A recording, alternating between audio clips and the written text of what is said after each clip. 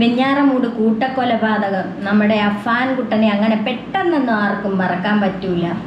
കേരളത്തിൽ നടുക്കിയ കൂട്ടക്കൊലപാതകമാണ് വെഞ്ഞാറമൂട് കൂട്ടക്കൊലപാതകം. എല്ലാ എണ്ണത്തിനെയും ഓടി നടന്ന് ചിറ്റിയലിന് ടക്ക് ടക്ക് ടക്ക് ടക്ക് ടക്കെന്നും പറഞ്ഞ് അടിച്ച് 2 മണിക്കൂറിനിടയ്ക്ക് ഫുള്ള് കൊലപാതകവും നടത്തി. 5 എണ്ണത്തിനെ തട്ടി, 6 എണ്ണത്തിനെ തട്ടിയതിൽ 1 മരിച്ചില്ല. അത് സ്വന്തം ഉമ്മ. കുറേയൊക്കെ പണം അവിടെ നിന്നൊക്കെ കടം വാങ്ങിച്ച് ഇഷ്ടക്കണക്കിന് ലക്ഷങ്ങളാണ് കടം മേടിച്ചത്. ലക്ഷക്കണക്കിന് പണം ഉമ്മായും മോനും കൂടെ കടം വാങ്ങിച്ച് ആർഭാടമായിട്ട് കഴിഞ്ഞ് ദൂർത്തടിച്ച് മോൻ പറയണ ആവശ്യങ്ങൾ അത്രയും നിറവേറി കൊടുത്ത്. മോന് ബൈക്ക് വേണമെന്ന് പറഞ്ഞപ്പോൾ ബൈക്ക് ഒന്നുമല്ല 2 ബൈക്ക്, കാറ്, മൊബൈൽ ഫോണുകൾ 1.5-2 ലക്ഷത്തിൻ്റെയൊക്കെയാണ് ഫോണുകളൊക്കെ വാങ്ങിച്ചത്. ഇത് അത്രയും ഉമ്മ ഓടി നടന്ന് മേടിച്ച് ലക്ഷക്കണക്കിന് കടമായി. ഗൾഫിൽ കിടന്ന്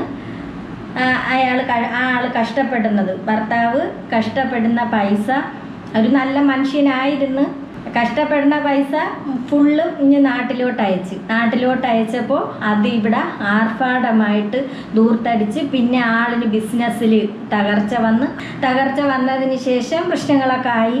പിന്നെ അങ്ങനെ ആയപ്പോൾ കുറച്ച് പൈസ അയക്കാനുള്ള ബുദ്ധിമുട്ട്. പിന്നെ ഇവിടെ കടം മേടിപ്പ് തുടങ്ങി.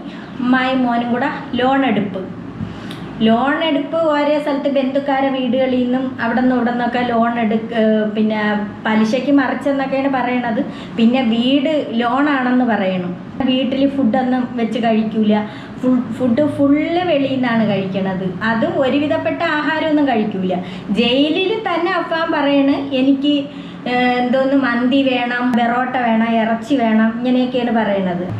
ജയിലിൽ ചെന്നതിന് ശേഷം പോലും പോലീസ് ഓഫീസർമാരുടെ അടുത്ത് പറയണത് എനിക്ക് ഇതില്ലാതെ ഞാൻ കഴിക്കൂല, നല്ല ഫുഡ് വേണം, എനിക്ക് നല്ല കിടക്കാൻ, എനിക്ക് കട്ടിൽ വേണം, തറയിലൊന്നും കിടക്കാൻ വയ്യെന്ന്. നമ്മൾ അഫാൻകുട്ടന് തറയിലൊന്നും കിടക്കാനില്ല, എല്ലാ എണ്ണത്തിനെയും കൊന്നിട്ട് വന്നതല്ലേ. അതുകൊണ്ട് ഇങ്ങനെ ഉള്ളവർക്ക് എന്തോണം മെത്തയും കട്ടിലും ഒക്കെ കൊടുക്കണം, പാവമല്ലേ അവർക്ക് കിടക്കാനായിട്ട്.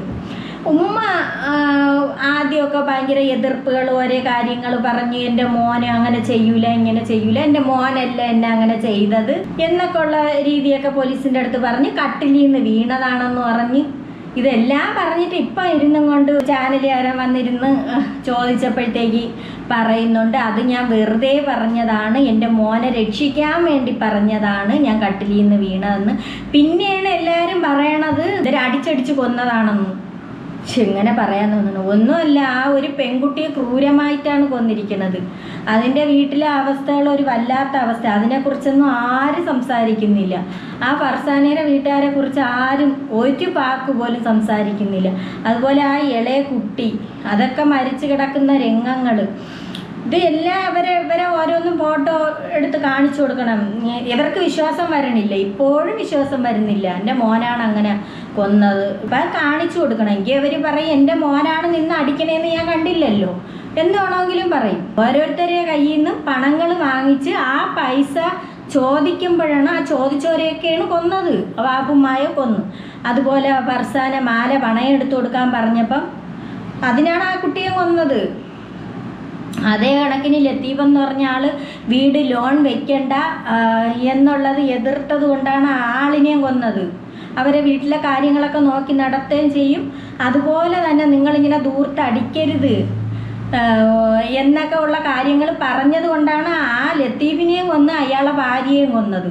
അവർക്കും ഉണ്ട് 2 മക്കൾ. അപ്പം ഇത്രയും ക്രൂരമായിട്ട് കൊന്ന അവന് വധശിക്ഷ തന്നെ കൊടുക്കണം. അപ്പം അവൻ്റെ കുറച്ച് കാര്യങ്ങളൊക്കെ ഉമ്മ ഇരുന്നു കൊണ്ട് ഇങ്ങനെ പറയുന്നുണ്ട്, അങ്ങനെയാണ് ഇങ്ങനെയാണ്. ആ ചാനലുകാരൻ്റെ അടുത്ത് ഇരുന്ന് കുറേ കാര്യങ്ങൾ അങ്ങോട്ട് വെളുപ്പിക്കുന്നുണ്ട്, കുറച്ച് കാര്യങ്ങളൊക്കെ പറഞ്ഞ് വെളുപ്പിക്കുന്നുണ്ട്. എനിക്ക് എന്തെങ്കിലും നഖം വെട്ടാൻ പോലും എൻ്റെ മോന് പേടിയാണ്. നഖം വെട്ട് ഇത്ര എണ്ണത്തിനെ തല്ലിക്കൊല്ലാനൊന്നും മോന് ഒരു പേടിയും വന്നില്ലല്ലോ. അപ്പം അവൻ്റെ എവിടെയെങ്കിലും ആണ് കാല കയ്യ ഒടിച്ചിട്ടിരുന്നെങ്കിൽ അവന് വേദന വരുമായിരുന്നു. എന്നിട്ട് അവൻ പറയുന്ന എന്തോന്നാണ് അവന് പഠിക്കണമെന്ന്. ലക്ഷങ്ങളുടെ കടബാധ്യതയാണ് ഉമ്മ ഉണ്ടാക്കി വെച്ചിരിക്കുന്നതാണ് പൊതുവെ നമ്മുടെ സമൂഹത്തിലെല്ലാം പറഞ്ഞു വെച്ചിരിക്കുന്നത്. ഭർത്താവ് പ്രവാസിയായിരുന്ന് കഷ്ടപ്പെടുമ്പോൾ ഇവിടെ ഉമ്മയും മക്കളും ധാരാളിത്തം കാണിച്ച് ലക്ഷങ്ങളുടെ കടം വരുത്തി വെച്ചുവെന്നാണ് പൊതുസമൂഹത്തിൽ അഫാന്റെ ഉമ്മയെ കുറിച്ച് പറഞ്ഞുകൊണ്ടിരിക്കുന്നത്. റഹീമിക്ക് അറിയാം നമ്മുടെ ഇവിടുത്തെ ബുദ്ധിമുട്ടുകളും ഹോസ്പിറ്റൽ കാര്യങ്ങളും ഒക്കെ അറിയിക്കുന്നുണ്ട്. അപ്പം ഈ ഒരു വീട് വെച്ചതിന്റെയും ഈ ഒരു ഹോസ്പിറ്റൽ കേസിന്റെയുമാണ് നിങ്ങൾ ഇത്രത്തോളം ബാധ്യത വന്നത്. അങ്ങനെ ഇപ്പൊ 2 വർഷമായി നമ്മൾ ഡ്രസ്സ് തന്നെ എടുത്തിട്ട് 2 വർഷമാകും. ഞാൻ പറയണത് അല്ലാതെ അവൻ വേറെ ഒന്നും. ഈ എന്തെങ്കിലും ദുശീലങ്ങൾ ഉണ്ടായിരുന്നോ വെള്ളമടിക്ക്? അങ്ങനെ ഇല്ല, ഒരിക്കലും കണ്ട് ഇത്തിരി വെള്ളം അടിച്ചോണ്ട് വന്ന അന്ന് ഞാൻ ചെറുപ്പക്കാരൻ എന്നുള്ള നിലയിൽ ഒരു കമ്പനിയൊക്കെ കൂടിയപ്പോൾ കഴിച്ചിട്ടുണ്ടായിരിക്കാം. സ്ഥിരമായിട്ടൊരു മദ്യപാനി ഇല്ല. ഇത്രയും ക്രൂരമായിട്ട് ഓരോന്നിനെയും തലയ്ക്കടിച്ച് കൊന്നിട്ട് യവൻ എന്തോന്നാണ് പറയണ, അവൻ അവിടെ നിന്ന് ഇറങ്ങാൻ വേണ്ടിയിട്ട് പല അടവുകളും നടത്തി, ബോധക്കേട് വന്ന് വീണ്, പിന്നെ അതിനുശേഷം പഠിക്കണമെന്ന് പറഞ്ഞ് എനിക്ക് പഠിക്കണം പറയണ സാധനങ്ങൾ അപ്പോഴപ്പോഴും പോലീസന്മാർ എത്തിച്ചു കൊടുക്കുമായിരുന്നു. അത് അവരെ ഇതാണ്, അത് കൊടുത്തേ പറ്റും. ആര് നല്ലോണം പഠിക്കണ ഒരു പെൺകുട്ടിക്ക് പഠിക്കുകയും വേണ്ട, ജോലിയും വേണ്ടല്ല.